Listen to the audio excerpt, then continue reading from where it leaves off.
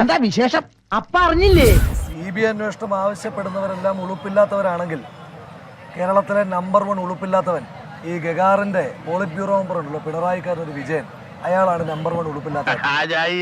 സർക്കാർ അങ്ങനെ വർഷങ്ങൾക്ക് ശേഷം ഞാൻ ആൺകുട്ടി ആദ്യം ഈ ഗഗാറിൻ എന്ന് പറയുന്ന വൃത്തികെട്ടവൻ ആദ്യം വിജയനെ പോയി അത് പഠിപ്പിച്ചിട്ട് വരണം. എന്നിട്ട് താമം ചെയ്തു ഞാൻ കേട്ടോണ്ടെങ്കിൽ പോകുന്നു. കാരണം ഈ കേരളത്തിൽ സ്വർണ്ണക്കടത്ത് പോലെ മുഖ്യമന്ത്രിയുടെ ഓഫീസിൽ നിന്നൊരു ആരോപണം ഉണ്ടായി കഴിഞ്ഞപ്പോൾ ബഹുമാനപ്പെട്ട പ്രധാനമന്ത്രി എന്ന് പറഞ്ഞ് നരേന്ദ്രമോദിക്ക് എഴുതിയ പ്രണയലേഖനം അങ്ങ് ഓർക്കുന്നുണ്ടാകും. ഞാൻ ആ സാഹചര്യത്തെ ഇവിടെ കോട്ട് ചെയ്യാനായിട്ട് ആഗ്രഹിക്കുന്നില്ല. ഗഗാറിനെ പറയുന്നത് ഇത് വല്ല ഇടങ്ങേറായല്ല. പിന്നെ ഗഗാറിൻ പറയുക, രമേശ് ചെന്നിത്തല ഇത് തെളിയിച്ചാൽ ഞാൻ അങ്ങ് രാഷ്ട്രീയ പ്രവർത്തനം നിർത്തും.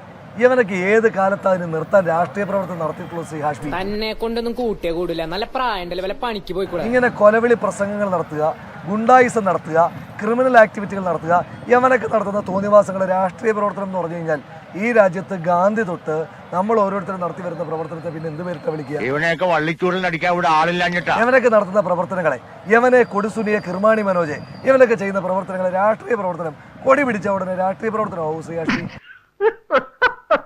അതുകൊണ്ട് ഇവരൊക്കെ നിർത്തണമെങ്കിൽ ആദ്യം ഇതൊക്കെ ഒന്ന് തുടങ്ങും. ആദ്യം ഈ കയ്യിലിരിപ്പൊക്കെ ഒന്ന് നേരെയാക്കിയിട്ട് ആദ്യം പ്രവർത്തനം നിർത്ത്, എന്നിട്ട് രാഷ്ട്രീയ പ്രവർത്തനം തുടങ്ങും.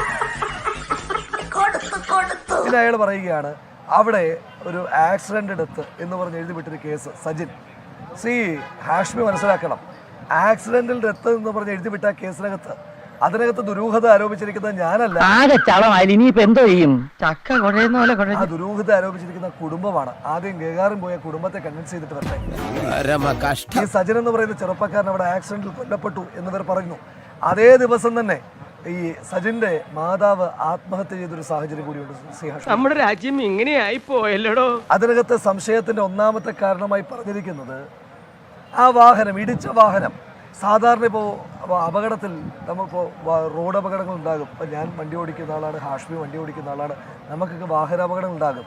അശ്രദ്ധ കൊണ്ടോ അല്ലാതെയൊക്കെ ഉണ്ടാകും. വാഹനാപകടം ഉണ്ടായാൽ ശ്രീ ഹാഷ്മിയുടെ വണ്ടി ഒരാളെ തട്ടി, ആ തട്ടിയാൾ മരണപ്പെട്ടു എന്ന് വിചാരിക്കുക. ഉടനെ ശ്രീ ഹാഷ്മി പോലീസ് സ്റ്റേഷനിൽ കഴുകി വൃത്തിയാക്കിയതിനു ശേഷമാണോ ആ വണ്ടിയുമായി പോവുക? ഔചിത്യം എന്നൊരു സാധനമുണ്ട്. ഒരു മനുഷ്യനായ കുറച്ചൊക്കെ ഔചിത്യം. എന്തിനാണ് ഹാഷ്മിക്ക് ഒളിക്കാനും മറയ്ക്കാനും ഒന്നുമില്ലെങ്കിൽ കഴുകി വൃത്തിയാക്കിയതിനു ശേഷം മാത്രം വാഹനവുമായി പോകുന്നത്? അത് തൊട്ട് ഒരുപാട് കാര്യങ്ങളുണ്ട് ഗഗാറിനെ. അതൊന്നും ഈ ഗഗാറിനെ പോലുള്ള ആളുകൾക്കൊന്നും മറുപടി പറയാനായിട്ട് ദയവീത് താങ്കളെ വിളിക്കരുത്.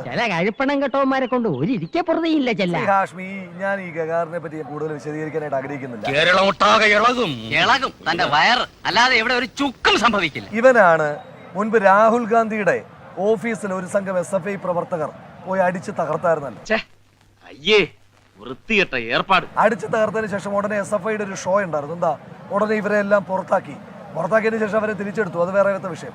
ആ പുറത്താക്കിയ ആളുകൾക്ക് സ്വീകരണം കൊടുക്കാൻ പോയ ആളാണ് ഈ CPMന്റെ ജില്ലാ സെക്രട്ടറി എന്ന് പറയുന്നത് ഗഗാറിൻ. പണ്ടാരം പിടിച്ച നാട്ടിൽ ഇനി ഞാനില്ല. അവിടെ ഈ വയനാട് ജില്ലയിലൊക്കെ, ഇടുക്കി ജില്ലയിലൊക്കെ കാണുന്ന പോലെ നല്ല ഗുണ്ട ആരാണോ അവനെ പിടിച്ചിട്ടാണ് ജില്ലാ സെക്രട്ടറി ആക്കുന്നത്. അവൻ പറയുന്ന കാര്യങ്ങൾ കുറെയൊക്കെ ശരിയല്ലേ? മലയോര മേഖലയിലെ സാധുക്കളായിട്ടുള്ള തോട്ടം മേഖലയിൽ പ്രവർത്തിക്കുന്ന തൊഴിലാളികളെ ഭീഷണിപ്പെടുത്തി വരുതിയിലാക്കുവാൻ കെൽപ്പുള്ള, അത് വളരെ ശരിയാണ് സാർ.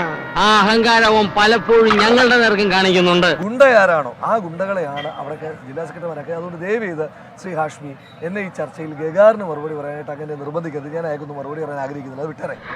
സന്തോഷായി, നല്ല സന്തോഷമായി. ഈ കേസിലേക്ക് വരുമ്പോൾ, ഈ സ്പെസിഫിക് ആയി കേസിലേക്ക് വരുമ്പോൾ ശ്രീ ഹാഷ്മി, ഞങ്ങൾ നിരാഹാര സമരം തുടങ്ങി 2ാമത്തെ ദിവസമാകുമ്പോൾ ആകെയുള്ളൊരു സന്തോഷം എന്ന് പറയുന്നത് ഞങ്ങൾ മുന്നോട്ട് വെച്ച പ്രധാനപ്പെട്ട ഡിമാൻഡുകൾ ഒന്ന് അംഗീകരിക്കപ്പെട്ടിരിക്കുന്നു.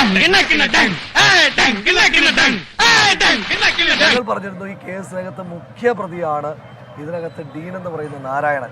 ആ നാരായണനെ സസ്പെൻഡ് ചെയ്യണമെന്ന് ഞങ്ങൾ പറഞ്ഞു. ഈ പരമാവധി സർക്കാർ സസ്പെൻഷൻ ഒഴിവാക്കാനും നീട്ടിവെക്കാനൊക്കെ ശ്രമിച്ചു. എല്ലാം ഇയാൾക്കറിയാം, ശരിയല്ലടോ? അതെ അതെ ശരിയാണ്. 1ാമത്തെ ദിവസം ഈ നാരായണനെ സംരക്ഷിക്കാൻ വേണ്ടി നേരിട്ടിറങ്ങിയത് മന്ത്രിയായ ചിഞ്ചുറാണിയാണ്. ചിഞ്ചുറാണിക്കൊക്കെ നാണമുണ്ടോ? ഇവന്റെ ഒരു കാര്യം നീഞ്ഞു വന്നേ, ദൈവത്തെ ഓർത്ത് ചതിക്കരുത്. ചിഞ്ചുറാണി കഴിഞ്ഞ ദിവസം ആ വീട്ടിൽ പോയതിനെ പറ്റി ആ പിതാവ് തന്നെ പറഞ്ഞല്ലോ, സിദ്ധാർത്ഥന്റെ അച്ഛൻ പറഞ്ഞല്ലോ, ഈ മന്ത്രിയൊക്കെ എന്തിനാണ് എന്റെ വീട്ടിൽ വരുന്നതെന്ന് എനിക്ക് മനസ്സിലാകുന്നില്ല. എന്റെ വീട്ടിൽ വന്നിട്ട് അടുത്തുനിന്ന ആളോട് ചോദിക്കുകയാണ് എന്താണ് മരണപ്പെട്ട കുട്ടിയുടെ പേര്. നാണക്കേടായി പോയി. നിങ്ങൾക്ക് മാത്രമല്ല എനിക്ക് നാണക്കേടാ. നോക്ക കേട്ട് ഇവരൊക്കെ എന്തിനാ ശ്രീ ഹാഷ്മി പിന്നെ ആ വീട്ടിലേക്ക് പോകുന്നത്? ആ ചിഞ്ചുറാണിക്ക് കൊല്ലപ്പെട്ട സിദ്ധാർത്ഥന്റെ പേരറിയില്ല. കുഴപ്പമില്ല പോട്ടെ, പക്ഷെ നാരായണനെ നന്നായിട്ടറിയാം. അതുകൊണ്ടാണല്ലോ ഒന്നാമത്തെ ദിവസം തന്നെ പറഞ്ഞത് നാരായണൻ വിശുദ്ധനാണ്, നാരായണൻ തെറ്റൊന്നും ചെയ്തിട്ടില്ല, നാരായണൻ ഇതിനകത്ത് ഉത്തരവാദിത്തമില്ല എന്ന് മന്ത്രി പറയുന്ന പ്രതികരണം നമ്മൾ കേട്ടല്ലോ. നാരായണൻ ഈ കേസിനകത്ത് സസ്പെൻഷനിലായി. ഒന്നാമത്തെ ഞങ്ങൾ ഡിമാൻഡ് അംഗീകരിക്കപ്പെട്ടു. മാത്രമല്ല ഇനിയും ചെയ്യേണ്ടത് അയാളെ പ്രതി ചേർക്കണം. തമാശ പറയാതെ അല്ല, കാര്യമായിട്ട് പറഞ്ഞതാ. പ്രതി ചേർക്കണമെങ്കിൽ ആദ്യം ഈ കേസിനകത്ത് ഞാൻ ചോദിച്ചോട്ടെ, CPM ഒളിക്കാനും മറയ്ക്കാനും ഒന്നുമില്ല എന്ന് അവരുടെ ക്യാപ്സ്യൂള് ഞാനും അംഗീകരിക്കാൻ തയ്യാറാ ശ്രീ ഹാഷ്മി. അങ്ങനെയാണെങ്കിൽ ഇത്ര വലിയ സമ്മർദ്ദമുള്ളൊരു കേസ്, ബാക്കി സമ്മർദ്ദങ്ങളും വിട്ടേക്കും. മാധ്യമങ്ങളുടെ സമ്മർദ്ദം, ഞങ്ങളുടെ സമരത്തിന്റെ സമ്മർദ്ദം, പ്രതിപക്ഷ സമ്മർദ്ദം, പൊതുസമൂഹത്തിന്റെ സമ്മർദ്ദം എല്ലാം വിട്ടേക്കും. തീർന്നിട്ടില്ല, ബാക്കി വന്നിട്ട് തരുന്നുണ്ട്. 19 മുറിവുകൾ, 19 ഗുരുതരമായ മുറിവുകൾ പോസ്റ്റ്മോർട്ടം റിപ്പോർട്ടിൽ പറഞ്ഞിരിക്കുന്ന ഒരു കേസ്.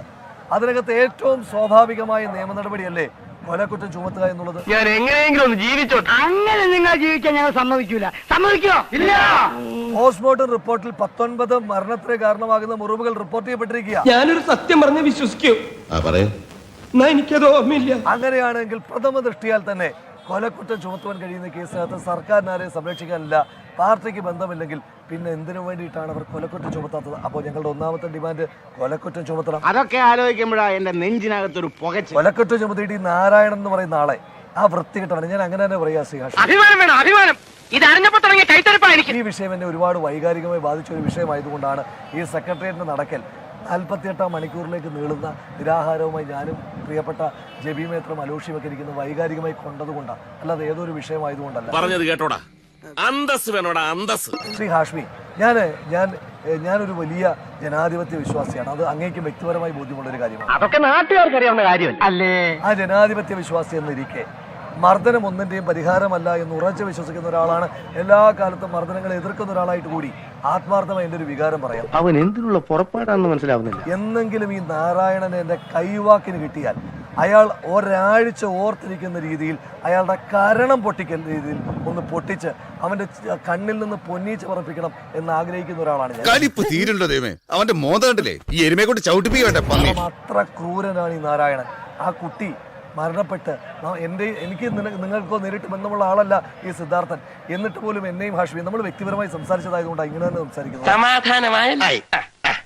അപ്പൊ പെട്ടെന്ന് ഒരു വൈകാരിക വിക്ഷോഭത്തിന്റെ ഭാഗമായിട്ട് ഒരു സംഘർഷത്തിനിടയിൽ ഒരാളെ കൊല്ലുന്നു.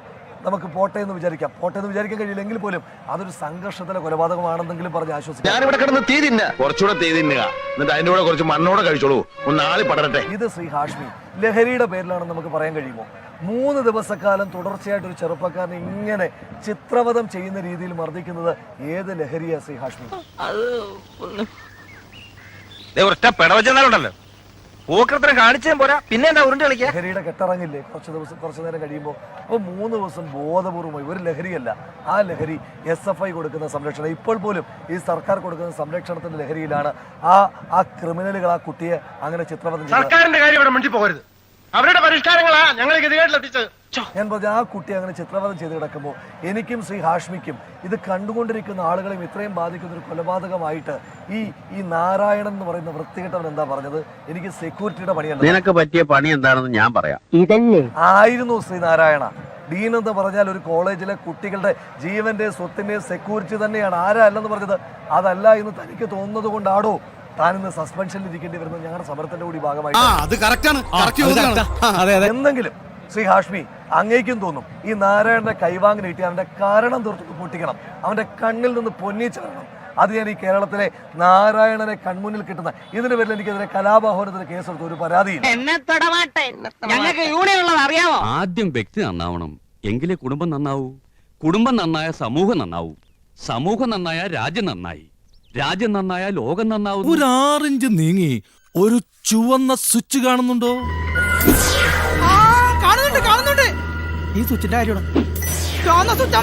അമർത്തിയോ?